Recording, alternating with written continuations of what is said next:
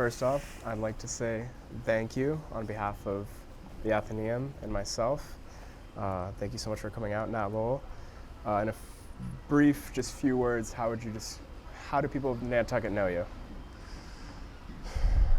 Lived here all my life, except Yep. for high school in the winter. Fix things. Okay. You know, I've been working at the Yates gas business since 1987. And prior to that, I used to work on cars, my mother's shop. Worked in Sconset for Earl Coffin and the Davidson family for 10 years prior, from 77 to 87. And, you know, people just know you when you live here. I don't think there's anything specific to say to that. It's just, you can be a quiet local, a loud local, or somebody that occasionally writes letters in the paper and gets the name out there, which I started doing around the time when the beach driving issue was the big problem. That's when I sort of started getting involved. We had a committee. Bill Pugh was part of that, the people in Surfside. There was a lot of controversy after the big party era of the early 80s. And that's sort of how that started, and that's how I got involved a little bit at that time. Okay. Would you be willing to talk a bit about growing up out here and what it was like?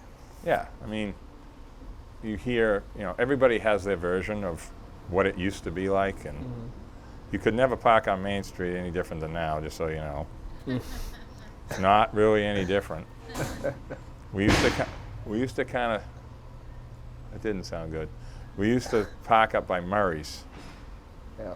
Sit there in that spot between Fair Street and Orange Street. It was the sneaky place to hang out with your pickup truck.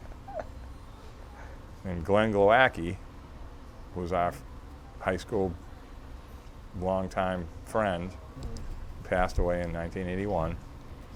He used to sit there in his truck, and we would all want to go over and hang out with him. That's what we used to do when we were small. But it was a simple life. But it was a simple life everywhere. So you could go on the beach anytime you wanted. You could drive around the island and not get arrested.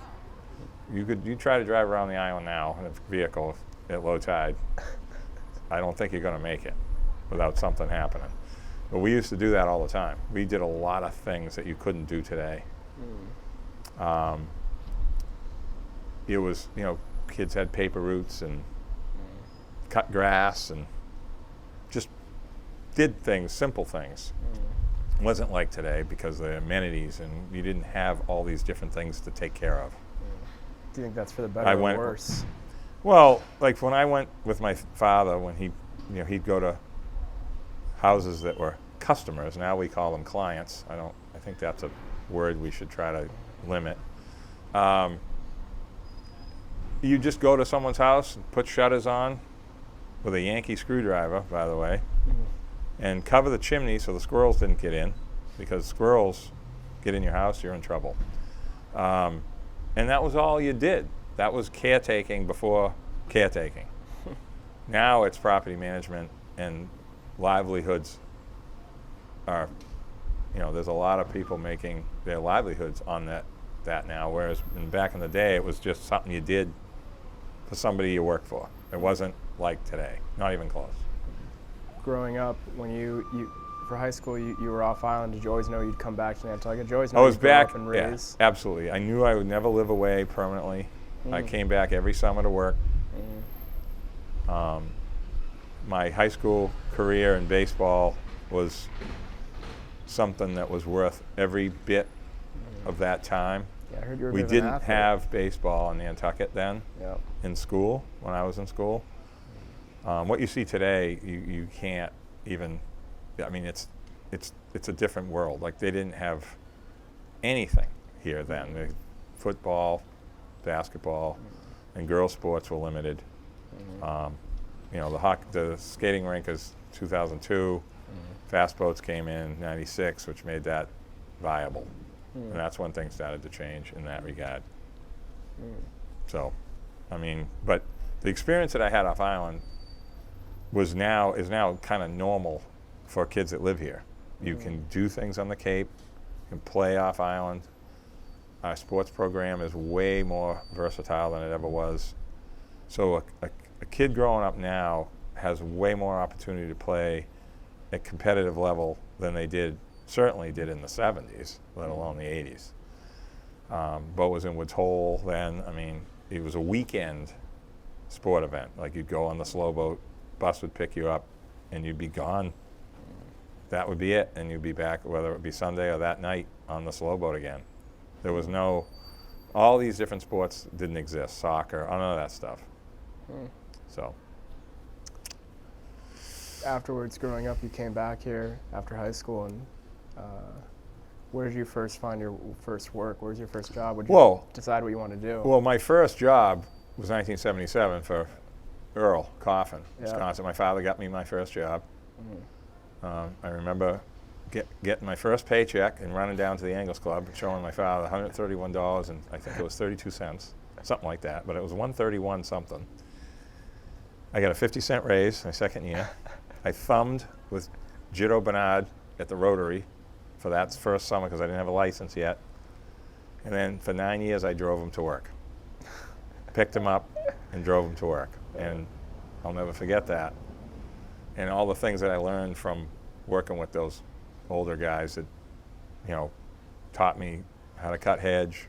Marty McGowan actually taught me how to cut hedge the right way early on, and because he worked for Earl and he was leaving in 1979, and I took over the tops. They call it tops. The hedge tops are a lot different than the sides. You have to, you're a little different when you do the tops because everything has to be straight.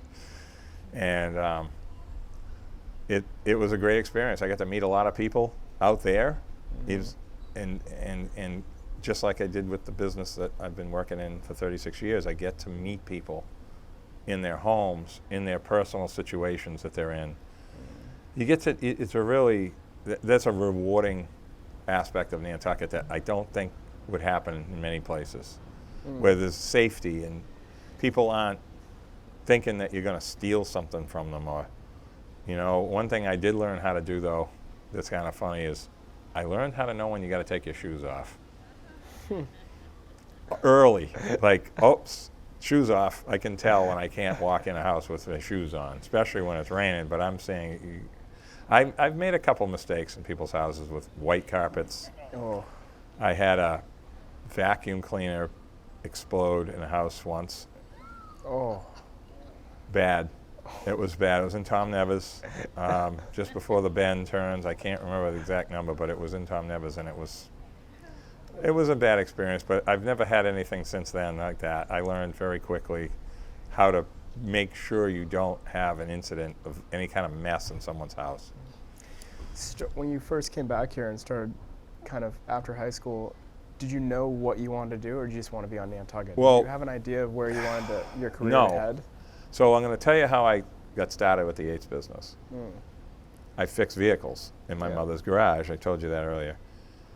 So I'd be working in Wisconsin in the summer, fixing cars, cabs, people. I did a lot of work for local people and taxi cab people and stuff. And I was a kind of a mechanic. Like, I did a lot of mechanic work. But then I started working on the Yates vehicles in 1985, 84, 85. And I learned how propane engines worked. And I said, this is unbelievable. We drain the oil in an engine running on propane, it looks like it just came out of the jar, right? So I knew there was something. So I started working with Gary Yates a little bit to learn, and I ended up starting working there in October of 1987. And haven't skipped a beat since then.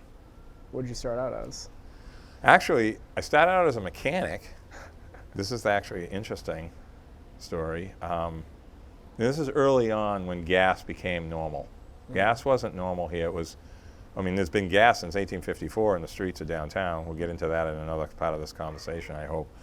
But everything was cylinder delivering back in the day. And so the full gas houses with heating and hot water was somewhat new in the mid-'80s. And I ended up going to work with him on a job at somebody's house in Shimo. And I learned how to thread pipe in about an hour and figured it all out.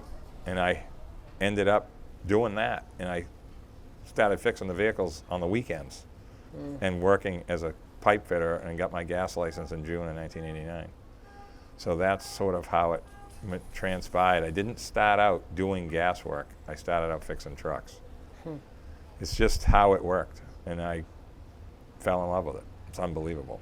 So, Who was a mentor to you in that time, helping you kind of learn the trade? well, Tony Yates and Gary taught me everything that I knew to get myself, and I did it on my own, being available, because we didn't have cell phones.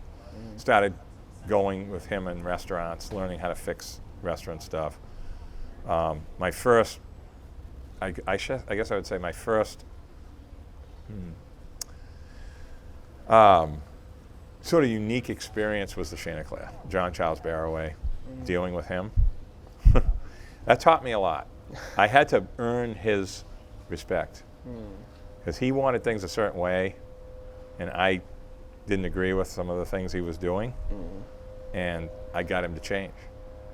And then Michael Shannon at the club car was another one that we had our little sort of disagreements early on, and then he came to respect me because he knew that I was honest and serious about what I was talking about with him and how to take care of stuff in the off season. That was the problem. You go to these places after the winter, you can only do so much work, and how are you going to get all these places running? So I got people to do things to protect them from corrosion, and so it's easier for me to get them running in the spring, because everybody wants you at the same time. Yep. Well, almost at the same time. So that's how I got sort of motivated and into the stuff that I've been doing, and it's the experience to this day is it changes. There's still things I haven't seen, new people to meet. I have more phone numbers from restaurant chefs, and they've long gone. I don't know where they are. I have to erase these numbers. So some new person comes in, and I have to get their cell, and I got to say, I'm going to put you in my phone as X restaurant John, because I'm never going to remember that your name is John. It's going to be Lola John, not just John, right? Because I don't know who this is, right? Yeah. And that's how it's worked, and it's been easy because we're right around the corner from the next call. See, this is what makes Nantucket different. You don't have to drive 35 miles to a call. You drive 35 feet sometimes, or walk to 3 places from 1 parking space. And that's what makes Nantucket kind of self-sufficient for one person or to do more, because you don't have to drive so far. We complain about traffic, but you can get to where you want to go pretty quick. Do you think you've always been a people person, or do you think you developed those skills over the course of working in the kind of service industry? So I didn't tell you about my gas station experience. I worked in a Sunoco station for the 10 years that I worked for Earl and the Davidson family. So I was in Wakefield in the winter at Pleasure Island Sunoco, getting my mentoring from a guy named Bob Burns, and then I'm down here getting my mentoring from Earl and the people that I worked for in that same 10 years. So the friendship stuff came from putting gas in people's cars, washing their windows, checking their oil. This is the old school. This wasn't a self-serve. That was new. The credit cards were wet. It's raining. You're out there with this plastic thing, and the pen's wet, and the lady's sticking her hand out the window. I mean, there's those days. That's what it was like, and that was a new thing with credit cards at that time. I mean, you'd be walking around with this ball of cash, and then you get this one lady with a credit card. You got to run in and get the card. It's pouring rain. I've had skip outs. I threw a rock at a car that skipped out, and I hit the wrong car. Oh. Baseball player, hit the wrong car. I met Rick Middleton. I met Brad Park. I met Because all the Bruins lived in like the Linfield area, you know, in that area, and there's an ice cream place, Montrose Ice Cream, across the street. So there was always somebody kind of floating around. So Rick Middleton used to come in for gas, and he always had a drink in the console, just so you know. But it was interesting. I had, so I was able to help so many people when they had like a low tire. So it was similar to the service business with the gas business, but it was different in the sense of that. But it was the same mindset. Always helping people. They had personal accounts. You know, I can remember some of the people's names. It's unbelievable. I met a guy that was in D-Day. Oh, no, he was at, not D-Day, he was at Iwo Jima. Oh, okay. And he had a little place in Lynn, like a fish and chip thing over there, right? And he used to come into the station. He sold stuff out of the trunk of his car. And he like sold stuff like silverware and stuff. I don't know. This is what he did. And I met this guy, and I wished my dad could have met him because my father was in World War II too, and it was one of those people I've never forgotten. And he taught me a lot of stuff. And he said something to me one day about onion rings. He said, "You can make a lot of money on onion rings." And I said, "Why?" He said, "Because one onion, for whatever one big onion costs, like 20 cents or less, you can make about 6 or 7 orders of onion rings with one onion."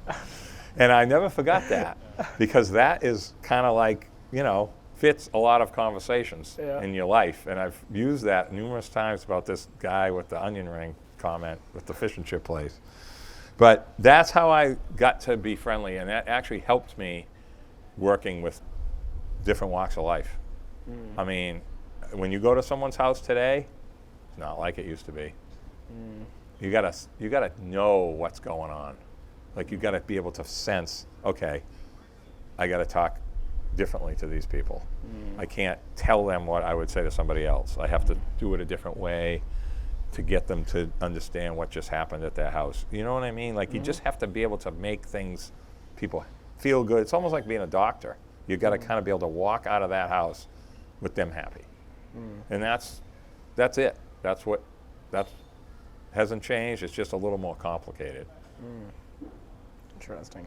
So let me ask you some questions. Oh, no, I'll ask you to ask me something I want to talk about. Well, how about this? How about We're going to talk about the steamship. How about this? We're going to talk about year-round population. Right. Let's get cracking. We're going to run out of time. At what point did you decide you wanted to get into local politics?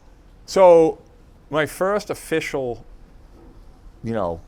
thing where you got to go into the town clerk's office and get sworn in and sign your name in that 100-year-old little book thing they have in there was 2003, the Right-of-Way Committee. Donald Visco got me to do that. And why did you want to do it? Well, because this is like what I do with new people. You got to talk to people, and somebody talked to me about getting on the Right-of-Way Committee. There's a seat opening. Like, this is one of the things on Nantucket that people don't all understand. You don't just run against somebody, like, for everything. The select board's different. You take turns.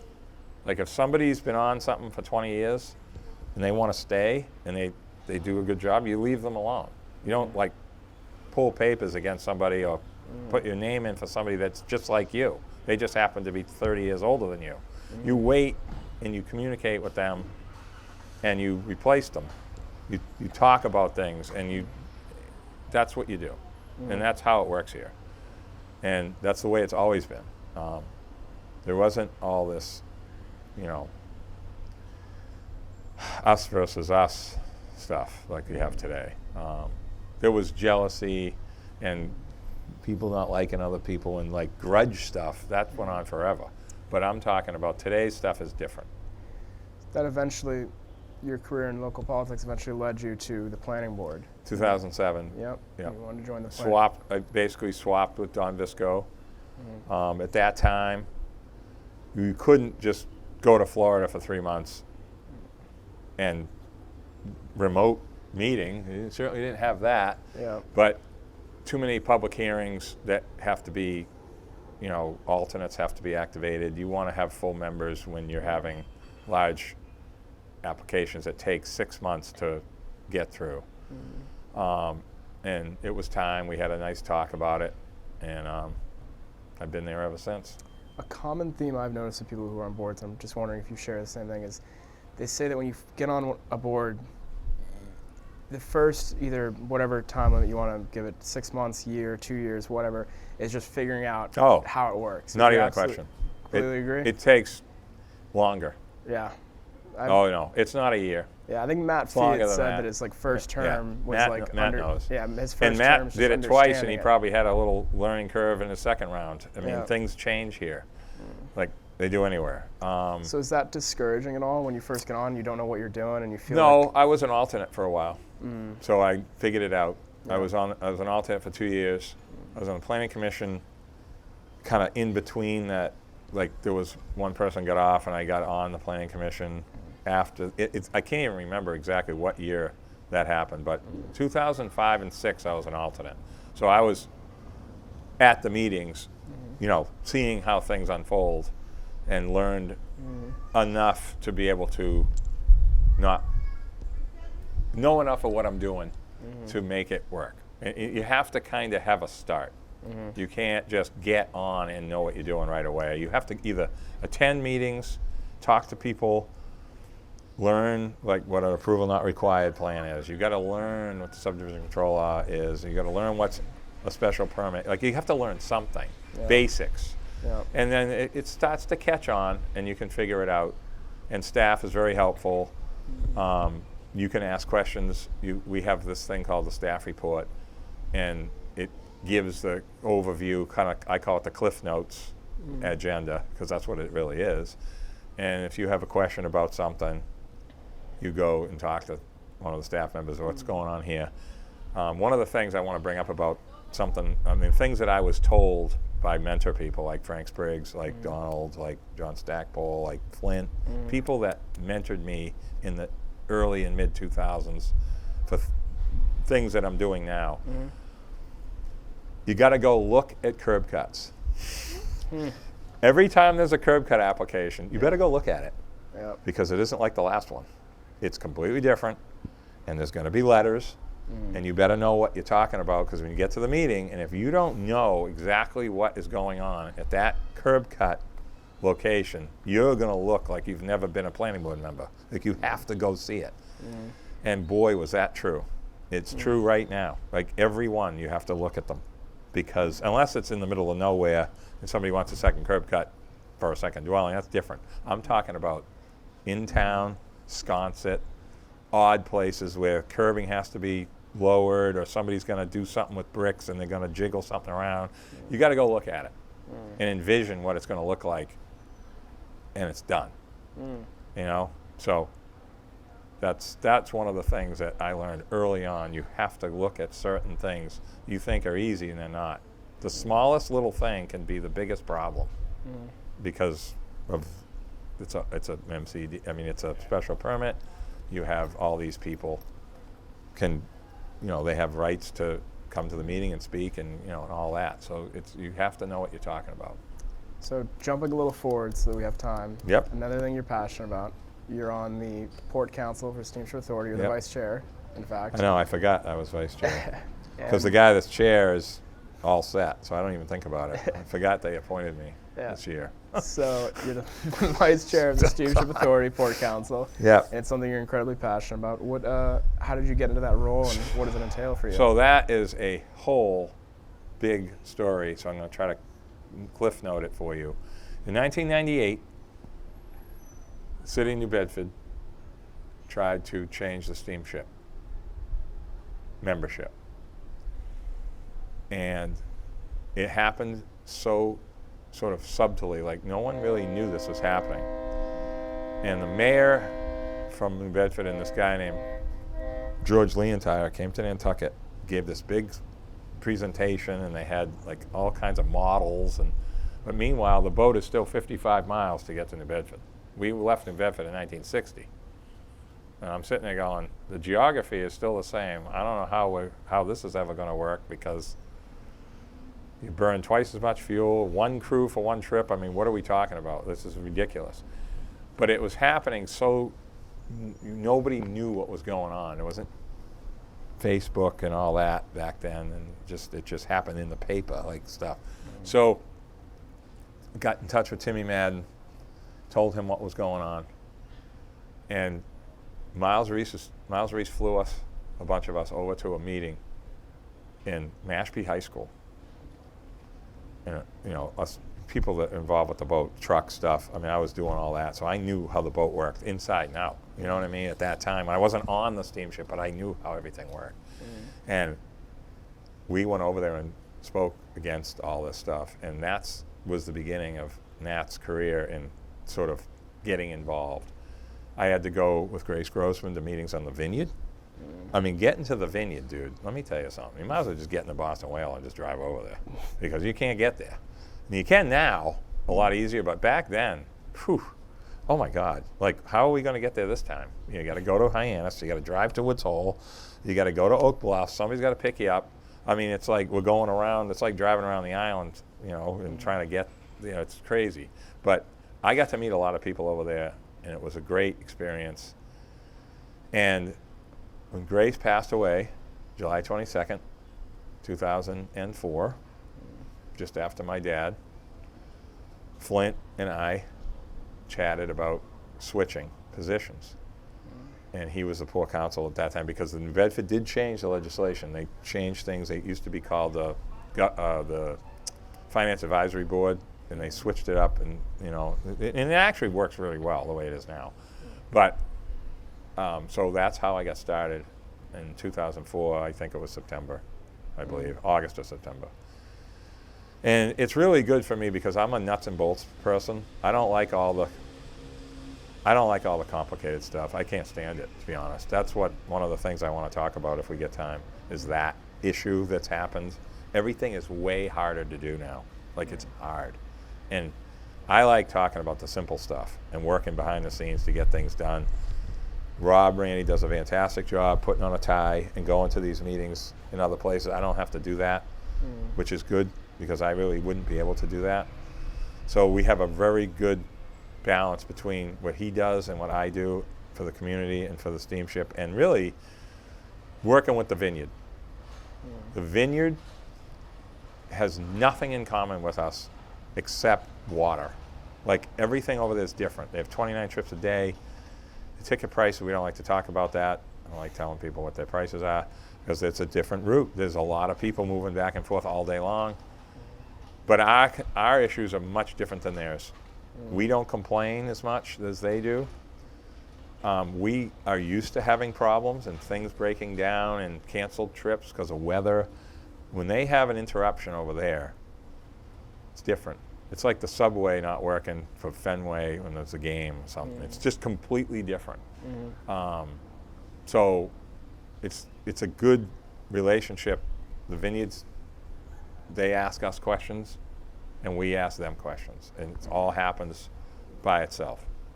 So it's a great system. It's a dinosaur, the steamship, but it's a necessary dinosaur. You can call them up. I have had, you wouldn't believe the things that people ask us to do. How about bringing someone home to pass away on Nantucket? The first time that happened to me, I couldn't believe it. I didn't even know what to say, but we got it to happen. And now we have a policy for travel ambulances to get on the boat. All they got to do is call, and they get on the boat. Because people need to come home in that part of their life, and it's important, and they just get out of the way, and that gets on the boat. See you later. That's the way it works now. And it took, things changed about that type of thing, medical stuff and the ability to get back and forth, so it changed the way the needs. That never got brought up. I don't remember anyone ever doing something like that before until it happened that first time. And now it happens all the time. So, anyway, I'm a little choked up on that because I remember how it happened, and it's like unbelievable. But anyway, so go ahead. You want to ask about the future of the steamship, or you want to ask a different question about the steamship, because there's a lot of things to talk about. Yeah. The relationship with the High Line.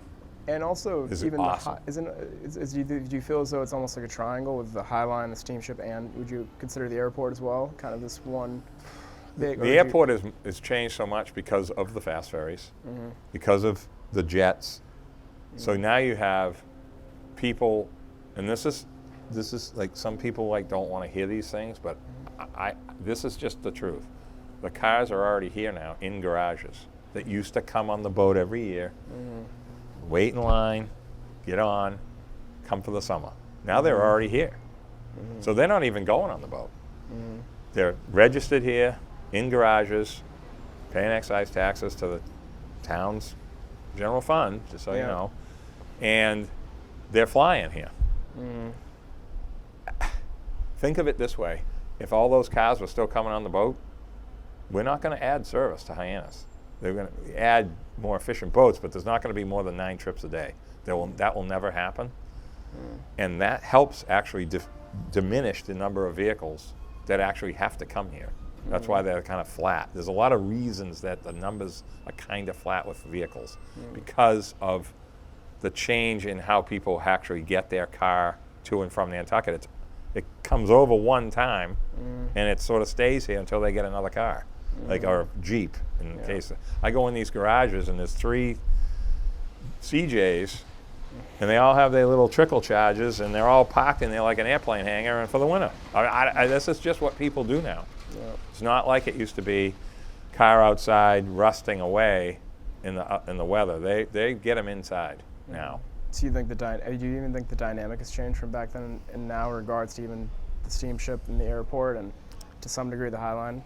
The High Line is the aluminum lifeline, and we're the steel lifeline. Okay, and when I met with, we used to meet right over there at Fog Island. That's where all the work used to get done. Okay, all the deals right there, over there. And in 2012, we sat, Flint and I, before he passed away at the end of 2012. This is early on. And I said to them, "Are you ready for the next move?" And the Scudder family said, "What move?" I said, "You got to build a big boat and get rid of the slow boat that you have, because we're never going to be able to make this work." Like the sports team stuff, it was just getting to be impossible. And they said, "Well, we don't know about that." Well, early 2014, so we got to build a bigger boat now. Really? Thank you. And we got it. And that boat makes this whole thing work, because we can't get involved in the steamship. When I say we're not going to have another boat, a fast ferry. We're going to have our 9-month schedule, keep that boat running. We just got another spare engine for it this past year. Keep that thing running 9 months a year, and they will keep their, and we work very well together. All our schedules are integrated to timed exactly the same for all this. You know, when we go to a double crew, they go to the 7 o'clock. I mean, it all works in unison. But there's lots of room for improvement, especially with parking in the Cape, Hyannis, shuttle van stuff. There's a lot of things that need to get fixed with that.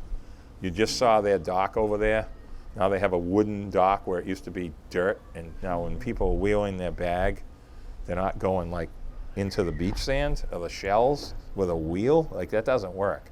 So now it's all wood, and they just did that little piece by Spanky's, which will help people when they're walking to where they're going with their suitcases.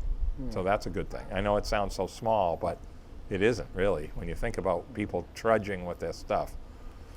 So we have a good relationship with the High Line, and it's a great business, and we have a great relationship, and Nantucketers have nothing to fear about the future of the fast ferries.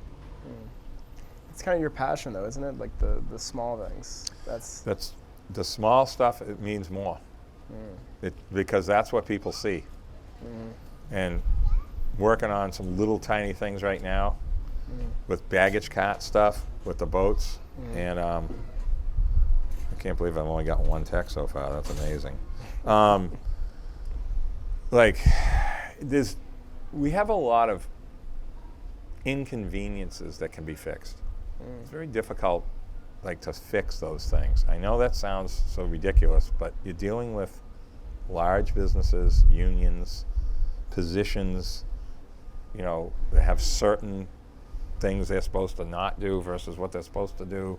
And it's very hard to deal with that. And I get frustrated. I actually got upset with somebody recently about some stuff that they said when I was standing there, and I'm like, you can't say things like that. Like that, those baggage carts to us who live here, that's a car.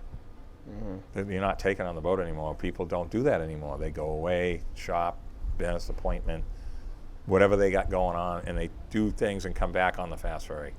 They go on one and come back on the other. That's how it works. It used to work that way with the planes. Now it works that way with the boats. But for the seasonal resident, it's a completely different system. But for the Nantucketers, that's the excursion without a vehicle. And that's how you have to look at it. And it's hard to get people to think that way that don't live here. How do you feel about the sense of community on Nantucket now compared to maybe then? Sense of community? Yeah. Do you think it still stayed the same, or do Oh you think yeah, it's changed? it's the same. I mean, again, it's people care about each other here. They're always willing to help. It's just, what you read on social media or the latest new problem. I mean, that's leads you to think that everybody's angry or mad about something, and some people are. But for the most part, Nantucket you couldn't ask for a better place to be than Nantucket. No matter how bad some people might think it can be, it's still better than anywhere else. How do you feel about the concerns people have of like the over-commercialization of the island? Do you think it's a valid concern, or do you think it's... So, glad you asked that. I have the answer to that somewhere in these notes. So, when you talk about, I know what you're talking about, the rental issue. So back in the day, there were a lot of hotels in Nantucket. Historic hotels that have been torn down. The Atlantic House is still there, but it's not a hotel anymore. Ocean House. I mean, you look in the historic pictures and places, this place was full of hotels. Big, huge buildings. Now you have houses as hotels, and we voted out hotels in everywhere except the downtown area and RC zoning, right? So we kind of removed the ability to build hotels out of town in the mid-'80s. But people don't know that. Like not waking up in the morning thinking about stuff like that, right? They just see what they see today. So renting houses has been going on for over 100 years.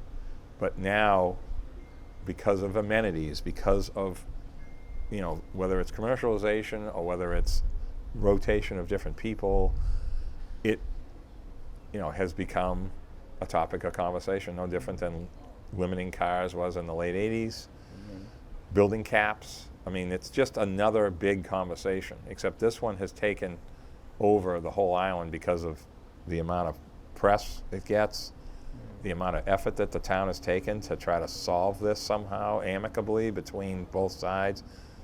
And that's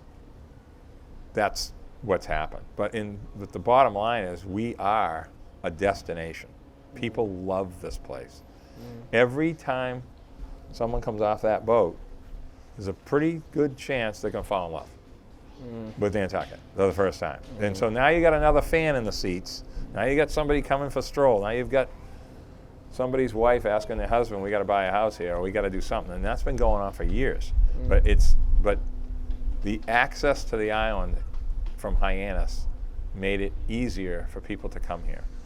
And that's what changed Nantucket forever, is Hyannis. Nobody thinks about it because they don't remember Woods Hole. But if you're old enough and you remember what Woods Hole was like, there wasn't too many people coming here then. It was the same people. I mean, you had tourism, of course, but not like now. Not like now. And it helped the economy go past September 1st. Labor Day was to be sort of shut down. Now restaurants stay open longer. You have events that are in the spring and the fall, and that never happened. That didn't go on in the 70s. So I think we're better than people think. What do you think about even commercialization in the sense of like a good example is, what was this a little while back, was like when the wood box? I forget the name. They privatized kind of to some degree. Well, that was because of the neighbors. Yeah. It wasn't them. You got to watch the meeting. It was like 3, actually. So that's another kind of conversation. I don't want to say too much about that, but let's just talk about the Woodbox and the Brotherhood a little bit. Yeah. It's the same thing, kind of. So the Brotherhood changes hands, And all of a sudden, the Brotherhood's a problem. I thought it was going to be good that Cisco bought them because they're kind of local. I mean, they're big now, but they're people we know. You can, like, I have all their phone numbers in my phone. Like, I don't have other entities' phone numbers in my phone, right? And a lot of people have their phone numbers. So it was very contentious, and that was the first time I saw that type of reaction to something that was existing and really wasn't changing all that much. And so that, you're bringing up a really good point. We have complaints about, I couldn't believe some of the complaints about the beachside. The beachside motel, I think my father worked down there in the 60s. That place hasn't changed since it was built. You think it's going to stay like that forever? Like, eventually, something's going to happen in that place. And now there's something happening. And some of the complaints were really unusual to hear. I never heard anyone complain about traffic on North Beach Street before until that meeting. That was an interesting comment. Trash removal from somebody that lives on the cliff. I was very shocked about that too. But it all works out. You get through these hearings, you get through this stuff. You have to keep you cool. But there is definitely a new movement to stop change, even if it's very little.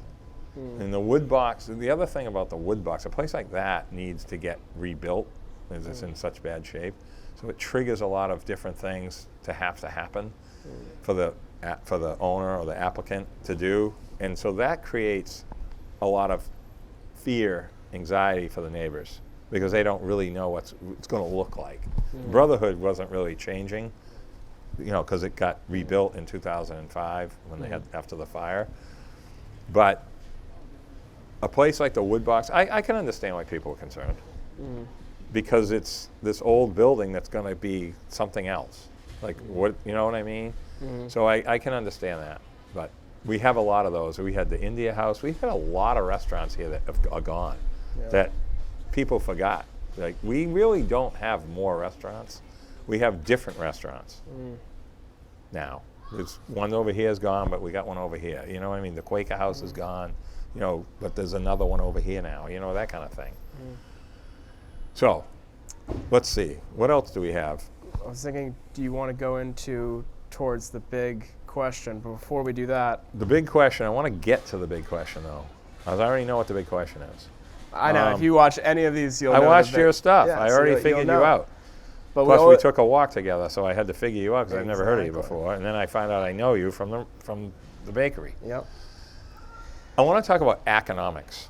All right, That's one of my. Let's talk about I economics. came up with that term in 2015. Yep. I think it was 2015. It might have been a little bit before that. But I want to tell you how that happened. So you remember the CV? You don't remember. You're a kid. So 2011, 12, when the AMP closed, and the CVS that was like huge.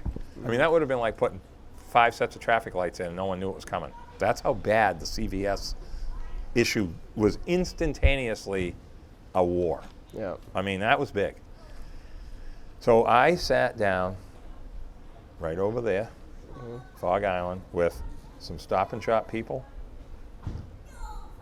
and Patty Ragavine and one other person from Nantucket involved in the town.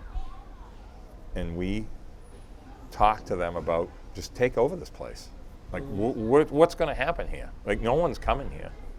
And they were like, well, we'll be a monopoly. And I'm like, no, Nantucket's the monopoly, not you. And that's how I came up with this economics thing.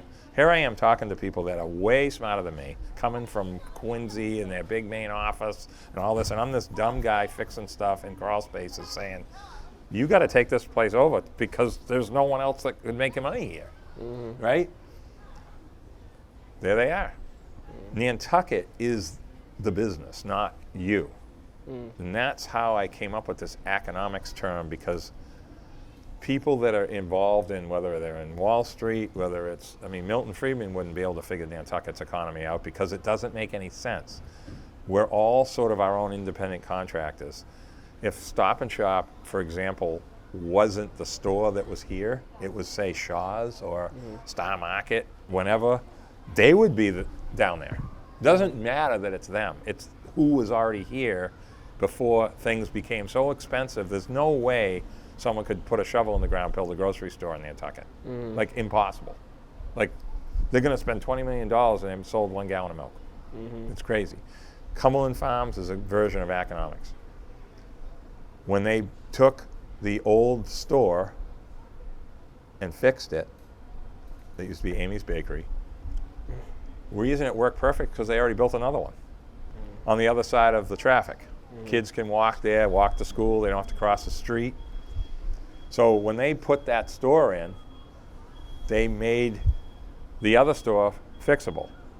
And guess what? They have the same exact boat reservations they've had for the last 15 years. Same 2 trucks, one on Tuesday and one on Friday. They're selling the same stuff in 2 different places, but it's spread out, so it's not all jammed up. And that's how it works here. It's just unfortunate that the way the big grocery store is set up is sort of where it already was. There was no real way to solve that. I mean, it would have had to have happened a long time ago. And it's just, things are too expensive, the land is too valuable, and it just won't work like that. But the other thing I want to bring up about this topic is something that was said to me by one of my mentors. Remember that we're 100 years ahead of the Cape. I want to talk about infrastructure and the stuff you hear people talk about, like they blow up over infrastructure. But it's 1880. You have pipes in the ground with holes in them because they didn't make plastic yet. Like, it's okay that we're fixing the sewer. I'm glad we're fixing the sewer because it needs to be fixed, because we already had sewer for over 100 years. The Cape doesn't have sewer. We're doing pretty good. It just doesn't look like we are, because you see this big project over here, then you see this big project over there. The reason the pipe blew is because it's 1929. That's getting done now, and we're going to have one big, gigantic 24-inch line, or 20-inch line, actually, going out to the new station across from Manny Dias's, and that's forever. So everything we're doing now is not going to have to get fixed someday. But we're old. We're old. We have old stuff, and that's what we want. We like old stuff, but it has to. Some of it has to get fixed. So it's unfortunate, because it's easy to say that we're crumbling and too many people are stressing things. No. We have plenty of water. We have plenty of sewer capacity. It's getting fixed, though, because it was just thrown in the ground 100 years ago. There's an 8-inch sewer line in Fairgrounds Road.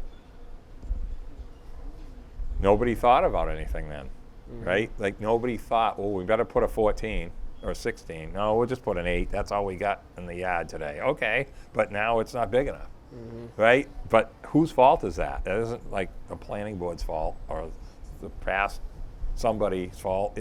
Nobody saw it coming. That's one of the things about Nantucket that's hard to understand, is what you see now, no one could have predicted this, okay? We were very fortunate that we didn't go to Hyannis when the boat moved to Woods Hole, because it kept Nantucket sort of undiscovered. The Conservation Foundation was able to get all their land in 20 plus years before people discovered Nantucket. And then the land bank thankfully got brought in right around the time Hyannis service was full blown and people started coming here more. So we're very lucky. It just doesn't seem that way when you're stuck in traffic, but we would have a lot more privately owned land had Nantucket been discovered earlier, like the vineyard.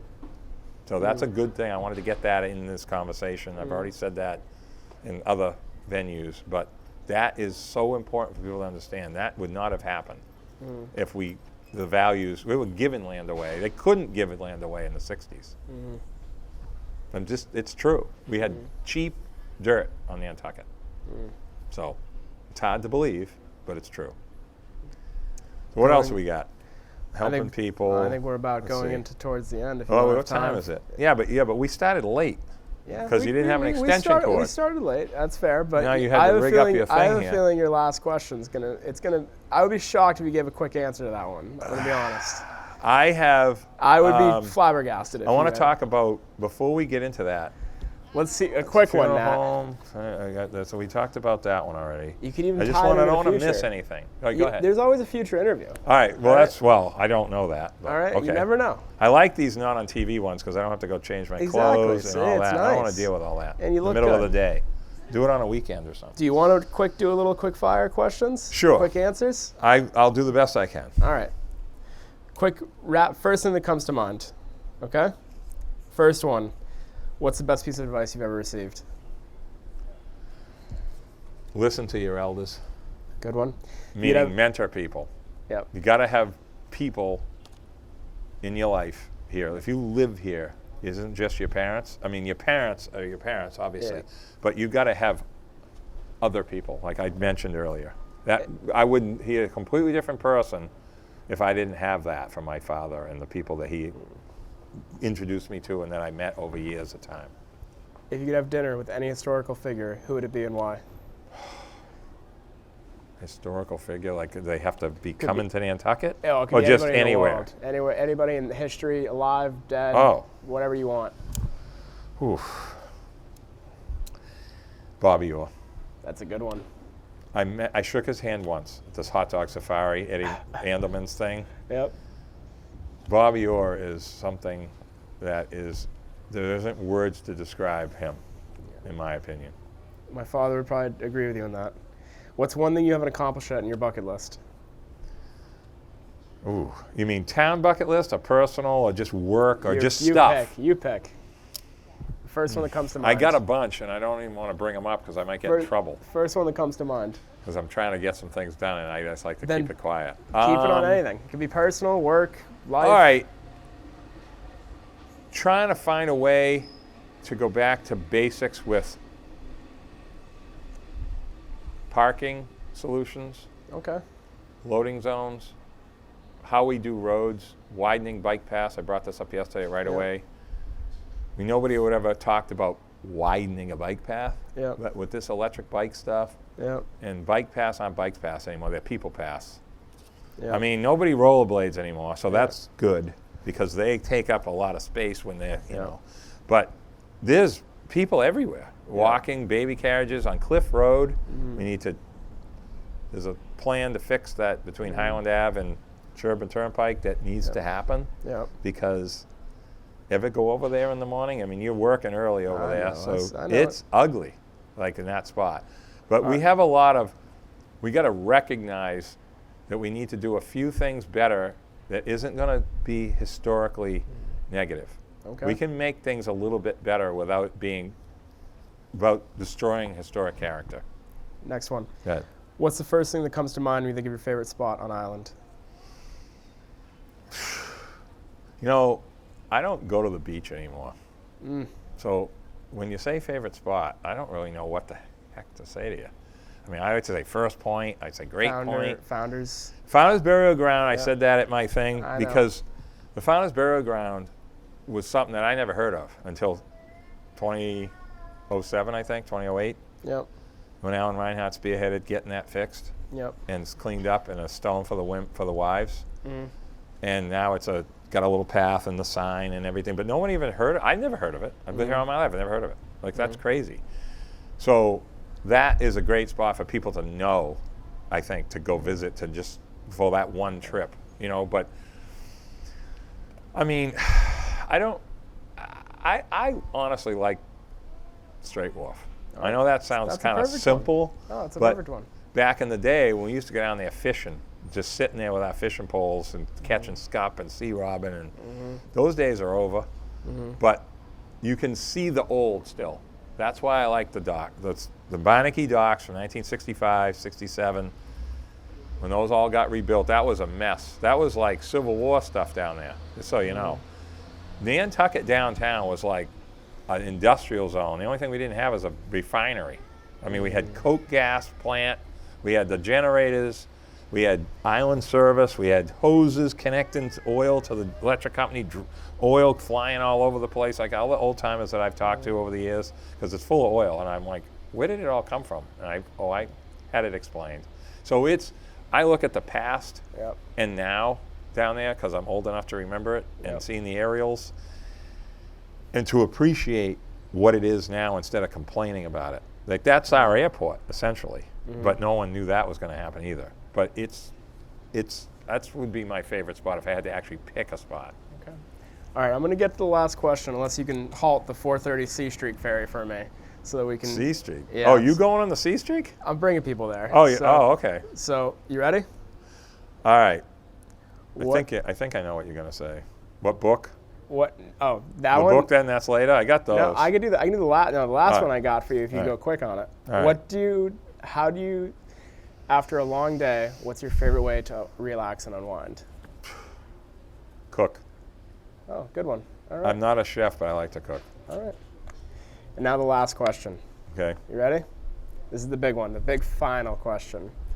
What do you envision for the future of Nantucket, considering its rich history, unique character, and the involving challenge it faces? What are your thoughts on how the island can preserve its cultural heritage while embracing progress and addressing the needs of both residents and visitors? Very easy question. Going a little fast I there. know. It's an easy one. All right, so first thing we have to do, and Yeah. I said this in my Dreamland thing, we need to accept who we are. Like, we have to find it within us. And I talk about locals now. Locals, that's what I'm talking about. I'm not talking about seasonal people. They already love Nantucket. Yeah. They don't know why we don't. They're wondering what's wrong with these people. Like, we love it here and they don't like it here. It's weird. Like, there's a strange myopic thing going on with all that.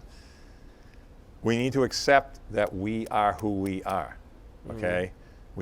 Our revenue comes from people that do not live here, that do not have a kid in the school. That has not changed. That's the same. It's just bigger numbers and bigger. You can see it on paper now. No one ever really paid any attention to that. And that we have to realize that Nantucket is our boss. Like, we work for Nantucket. It's not, I'm not working for Yates Island Gas or Yates Gas or Harbor Fuel or Earl Coffin. I'm working for Nantucket. Everybody is. You don't think these shop owners are working for Nantucket? Are you kidding me?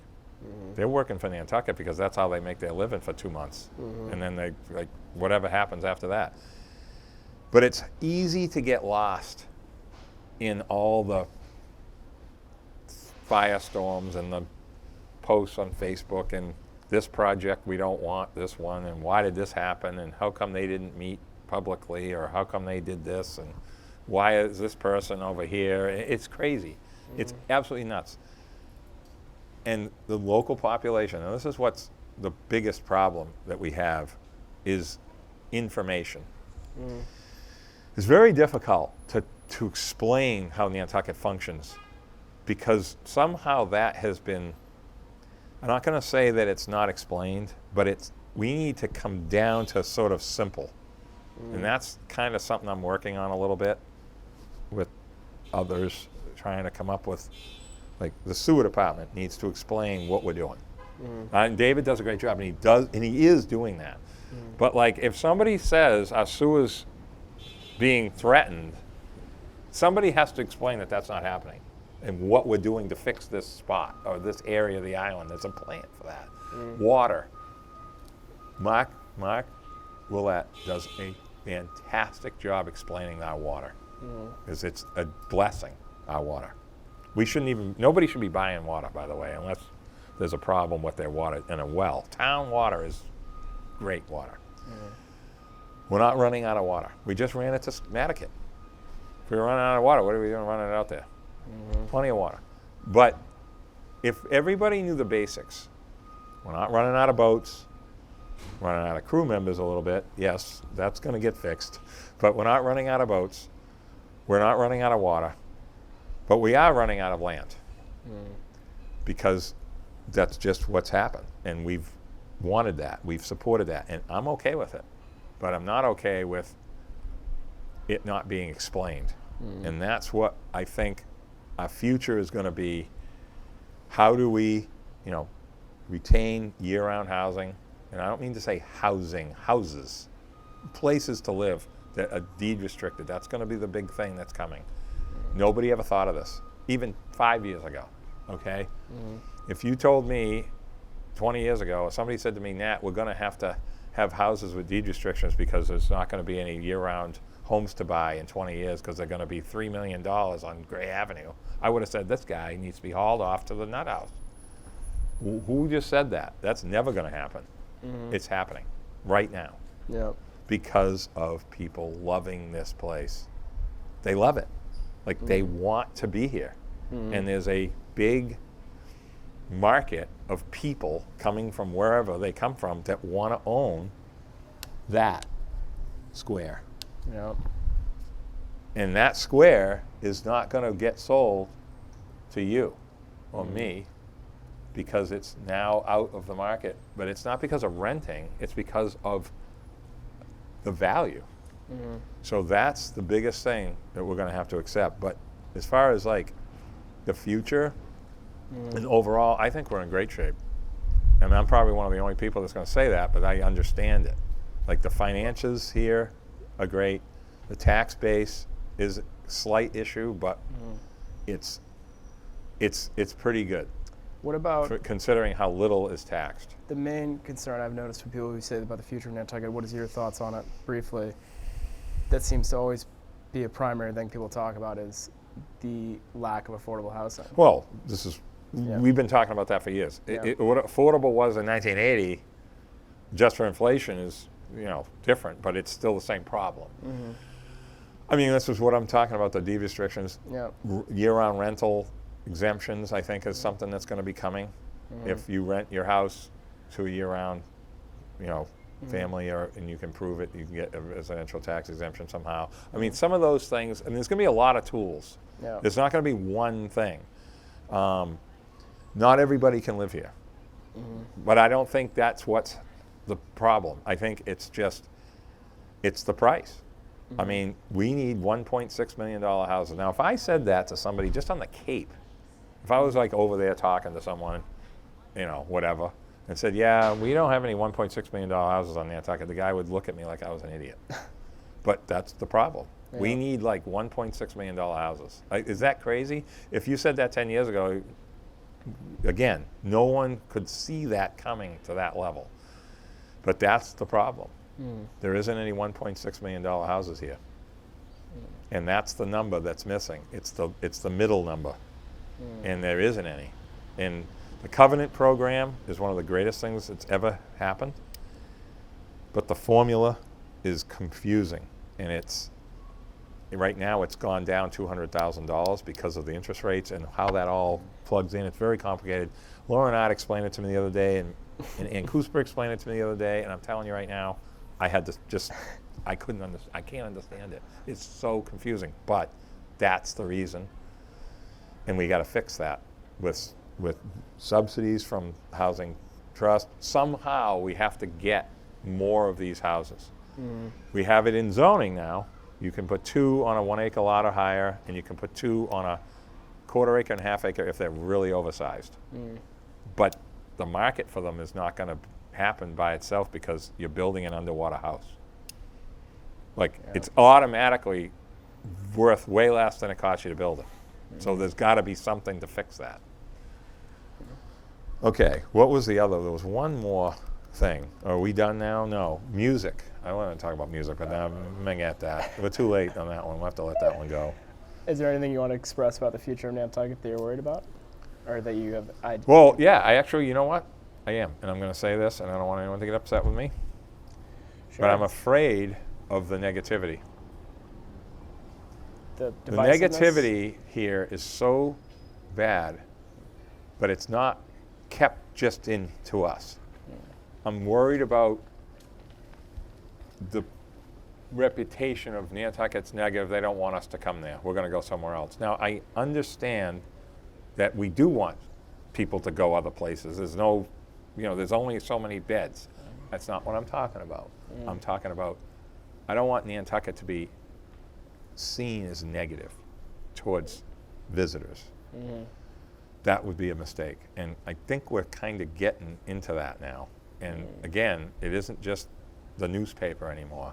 Like, articles get written, whether it be the Clam Shack situation, whether it be some other situation. This stuff is out there, okay? And the negativity is to me something that we need to be very cautious about as a community, because we're a place people want to go. Would the Universal Studios want no one to go there? I mean, I know that that's not what we are, but I'm just saying nobody tries to get people not to go to their restaurant. Well, we got too many people coming to our restaurant, so we got to try to figure out a way to get less people to call. Well, no, just let it flesh out on its own. Nantucket is a very self-regulated place.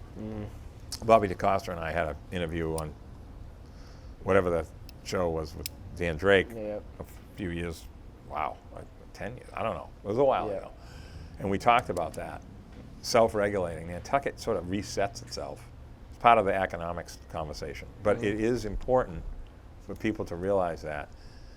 And we have short memories. We forget the last crisis and what happened, and we forget that it even happened, like the roundabout issue when we've kind of only built one roundabout in 20 years. We had the wooden one, the mock thing that we did a few years back, and everybody was laughing and making fun of it. Every once in a while, somebody will say to me, hey, why didn't we build that? Do you really want my answer? I mean, we could have. We needed 16 more votes that day to get that to happen. We lost the article. And the voting day that happened, we were cutting the sewer across Milestone Road from Monomoy, and the road was shut down on one side. So everybody thought that was the problem. I mean, I'm sure we lost some votes because the traffic was extra backed up that day. I mean, and here we are voting on this project. So only on Nantucket could that happen. But we are going to have to kind of accept something that we don't like, because we kind of need a lot of things that we don't like, at least for 3 months a year. And I look forward to the cooler weather. I look forward to weekends are busy, but during the week it's not. I look forward to that. But we can't have that in the summer. We can't. The people down here, all these businesses have to work. That's part of it. We want downtown to be vibrant. Well, you got to have people. So, anyway, are we done now? Last question. I mean, I love this. No, I thought it was going to rain. I brought great. a towel to cover stuff. I would love to it's keep like it sun's going. coming out now. Last thing. I think you already answered it, though. Pessimistic or optimistic on the future of Nantucket? Oh, optimist. 100%. And I think that's a perfect 10 out of 10 so far of optimism. Yeah. Nobody said negativity yet. Nantucket is indestructible in a certain way, okay? And this is coming out of my head right now. I didn't have this written down. Because we have so much open space that you can't build a lot more here other than infill, okay? And that's going to be the big conversation, is infill. That's coming soon, by the way. I should have said that in your previous question. That's fair. That conversation is coming. It's not quite ready for prime time, but it is coming soon. And that's going to be a sort of a weird, crazy discussion, because there's a lot of ground cover in existing lots that's hard to talk to people about stuff like that. So we have to make sure that we say the right things. But Nantucket really can't be overbuilt, but it can be overrun with a little bit more of what we don't want. And that's one of the things that's hard to talk about, okay? We're not going to buy houses for Nantucket as in Shimo and Monomoy and Pulpus, Pocomo. But getting the areas sort of into some kind of arrangement to where there can be deed restricted properties and owners of these properties can be compensated, and it runs with the land in perpetuity. That's really the issue that we need fixed. It's not just going to be these covenant houses. That's a small number. It's only like 130 now, 128, something like that. But we need way more than that, and it's going to take some time, because people are going to get, they've always been selling to off-islanders. It's way more money, and you can't tell somebody they can't sell their house to somebody that can pay this much money for it. So we have to figure out a way to fix that, and it's not going to be easy. Dakota? Thank you, sir. I appreciate you so much. Nice to finally meet you as somebody other than working at the bakery, because I didn't even know who you were. So you emailed me 3 months ago. Well, thank you, Nat Lowell. I appreciate it, and hope you have a wonderful day. Thank you very much. Thank you for attending, everybody.